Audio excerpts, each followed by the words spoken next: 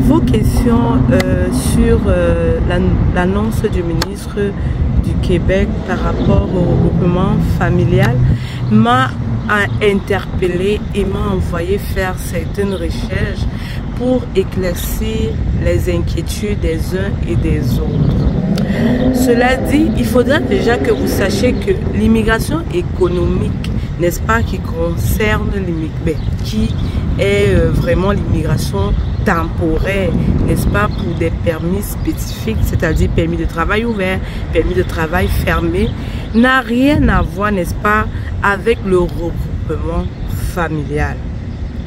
Il faut qu'on soit clair là-dessus.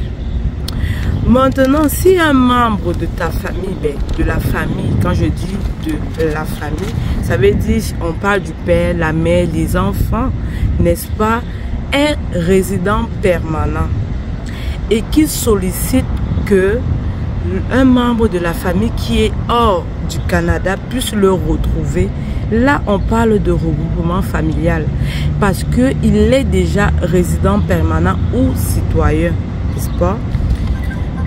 Et dans le cas où tu ne fais pas partie de la résidence permanente, tu n'es pas dans ce cas, sache que ton immigration est correcte. Si tu veux poser ta candidature, dans le programme pilote économique et autres, il n'y a pas de problème. Tu déposes ta candidature, elle suivra son cours normal. Si tu as un permis de travail fermé, si tu es résident temporaire, tu as le droit de faire venir les membres de ta famille. C'est un permis familial parce que, comme on dit, la loi voudrait que les familles, n'est-ce pas, aient un équilibre pour pouvoir satisfaire aux besoins économiques du Canada ou du Québec. Je continue. Maintenant, il y a deux lois qui sont importantes à savoir, n'est-ce pas, et qui peuvent te protéger si jamais tu as des doutes encore sur le fait qu'on avait dit que le Québec favorise l'immigration des familles, favorise l'équilibre familial, l'unité familiale. Écoute ce que je te dis. Je ne vais pas exactement te dire au mot par mot, lis l'article 3 sur la loi sur l'immigration et la protection des réfugiés, n'est-ce pas? Mais je te résume ça en te disant que cette loi, n'est-ce pas, est favorable dans l'objectif de l'immigration, entre autres de réunir les familles. Mais voilà qu'aujourd'hui, cette loi est comme mise de côté. Maintenant, pour l'article 2, n'est-ce pas, qui concerne la Charte des droits et libertés du Canada, lorsqu'on est résident permanent, on peut s'installer partout où on veut, selon notre convenance. Même si tu as été sélectionné par le Québec ou dans une autre province, tu peux aller t'installer ailleurs. Si tu ne veux pas patienter, n'est-ce pas, le fait que le ministre François Roberge remet l'ouverture sur la demande d'engagement concernant le regroupement familial en juin 2026. Tu es libre, hein, si tu ne veux pas patienter, tu es libre d'aller dans une autre province. Parce que cette loi de la Charte des droits et libertés du Canada te couvre pleinement, n'est-ce pas? Chaque famille a ses réalités.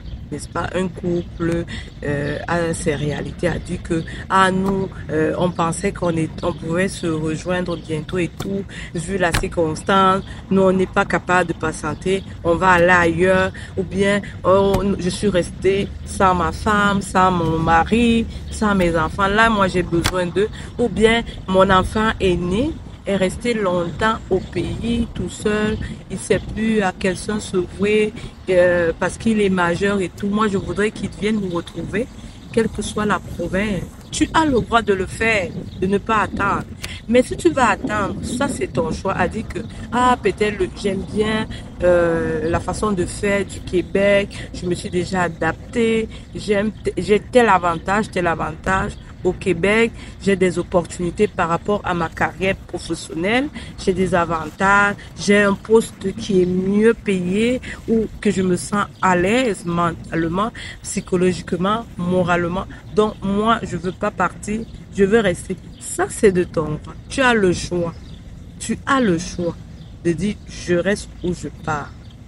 Mais n'aie pas peur de partir pour dire que non, par rapport à ma résidence permanente, le Québec, les lois ou les restrictions voudraient que je sois juste au Québec. Mais quand tu es déjà résident permanent, tu as le droit d'aller t'installer partout, vraiment. Mais il faudrait que tu aies des raisons justifiées. Si tu veux, n'est-ce pas, faire le regroupement familial, vas-y. Tout de suite. N'attends plus. Vas-y, pourquoi? Parce que pendant que tu veux perdre le temps, a dit que, vu les nouvelles, les circonstances du Québec, à ne plus accepter les demandes d'engagement, moi, je vais attendre de juin 2026. Hey, tu te trompes. Ne le fais pas si tu veux vraiment rester au Québec. Pourquoi? Parce que, comme ils le disent, premier arrivé, premier servi. C'est ça qui va se passer. Donc, en rassemblant tes documents, n'est-ce pas, requis, il faut que tu saches que tu devras passer d'abord par le fédéral. C'est à partir du fédéral qu'on va acheminer ta demande au Québec.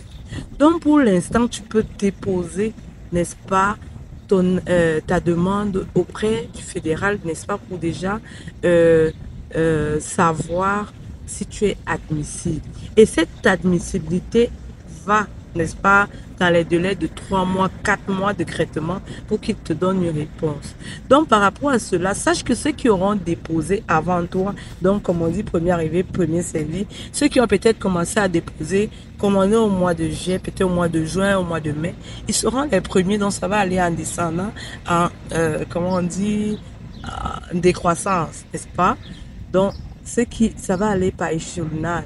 Premier arrivé, premier servi. Ils vont envoyer, dès que le Québec va rouvrir les demandes, donc c'est ces premiers-là qui ont déjà leur admissibilité, qui vont pouvoir avoir les premières places dans les nouvelles demandes d'engagement du regroupement familial au Québec. Ça, c'est pour celui qui est patient et qui veut vraiment s'installer au Québec. Si tu vois que tu ne peux pas être patient, tu es libre, je le redis, tu es libre d'aller où tu veux. Mais il y a d'autres qui peuvent dire, n'est-ce pas, je vais faire le regroupement familial, oui, ma procédure est en cours, mais je pense que ça sera, je serai plus avantageux en faisant la demande visiteur pour le membre de ma famille. Il n'y a pas de priorité de visa visiteur quand tu as une procédure de regroupement familial. Il faudrait que tu le saches. Ça va aller dans le même processus, mais ça pourra aussi susciter peut-être au cas par cas.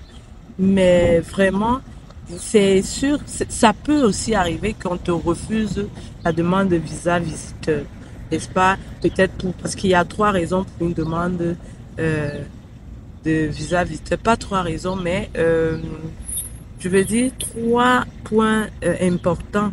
Il y a les raisons de ta demande, pourquoi tu veux visiter. Il y a le lien avec le pays que tu vas aller visiter. Et le lien vraiment qui te retient pour que tu puisses rentrer dans ton pays après que tu aies visité le Canada. Il faudrait qu'il soit sûr de ton retour après ta visite. Donc, il y a certains points qui peuvent te faire aboutir à un refus, l'agent d'immigration pourra te donner un refus parce qu'il a jugé que tes raisons ne suffisent pas pour te donner, donner aux membres de ta famille un visa visiteur. Donc, tant pis vraiment pour ceux qui attendent la réouverture de juin 2026. Tant pis pour eux. Il n'y a pas de privilégié. Ça sera premier arrivé, premier servi. Et ils respectent ça. Je te promets qu'ils respectent.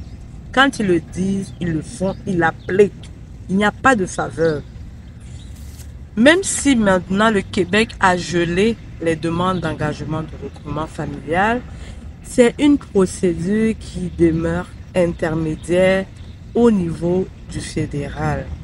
Donc, il faut que tu déposes ta demande auprès du fédéral pour qu'il puisse gérer les préalables avant d'acheminer ta demande vers le Québec. Et sache que ce n'est que le fédéral qui octroie les visas. Que ce soit visa visiteur, que ce soit permis de travail fermé, que ce soit résidence permanente, que ce soit citoyenneté. Il n'y a que le gouvernement qui donne, qui octroie ce droit-là. Donc, elle commence par l'admissibilité, comme je t'ai dit, et ensuite continue vers le gouvernement du provincial. Donc, voilà un peu certains éclaircissements que j'ai pu te donner. Dis-moi si tu as encore quelques questions. Comme je t'ai déjà dit, je ne suis pas agent d'immigration ni consultante en immigration. Je ne suis pas de procédure. Je fais des recherches pour vous aider, pour ceux qui sont intéressés. Je n'ai aucun intérêt, mais c'est bon. Je me mets à votre place et tout. J'ai eu ma part d'expérience. Je suis passée par certaines choses et je te partage ça. Donc, n'oublie pas de t'abonner et de liker. Salut!